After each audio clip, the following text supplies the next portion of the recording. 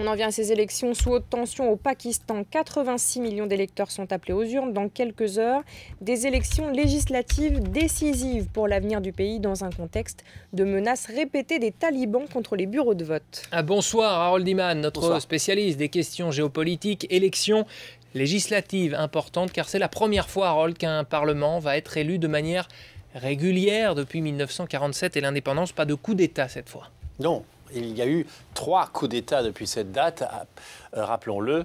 Ces élections générales ont 86 millions d'électeurs, vous le disiez. Beaucoup sont jeunes, n'ont jamais voté de leur vie et ils vont choisir 343 députés selon 4 grands partis, lesquels partis sont divisés surtout sur une base géographique.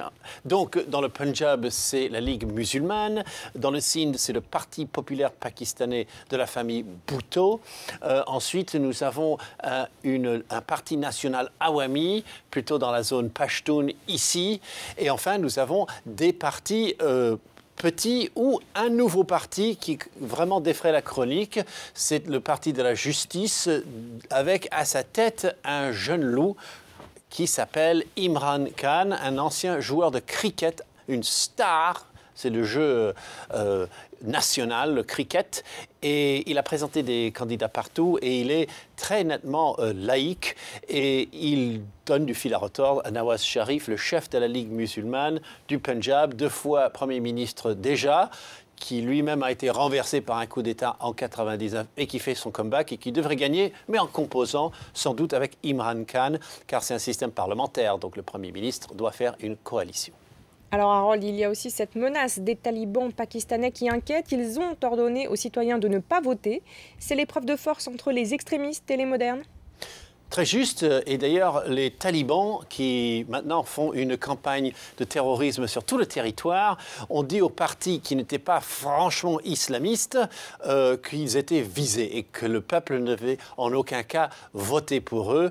Donc le Parti populaire du Pakistan, le Parti national Awami et le Parti d'Imran Khan sont visés. Il y a déjà 117 tués à déplorer et 600 000 policiers et militaires sur le terrain pour tenter de juguler tout ça. Harold, quel est l'enjeu, quels sont les enjeux régionaux de ces élections ? Alors, ce qui se passe au Pakistan intéresse 3 pays, évidemment. Les États-Unis qui doivent continuer à faire passer leur approvisionnement et retirer leurs troupes d'Afghanistan via la voie routière pakistanaise et arriver à des ports pakistanais pour sortir. Donc ils espèrent négocier un autre arrangement peut-être moins cher avec le futur gouvernement.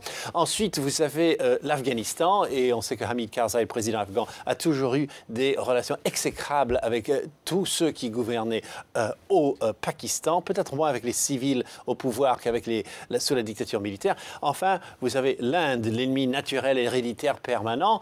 Et là, bon, il est à espérer que Nawaz Sharif, s'il revenait au pouvoir, pourrait renouveler avec une vieille tendance qu'il avait d'être plutôt conciliant avec son grand voisin.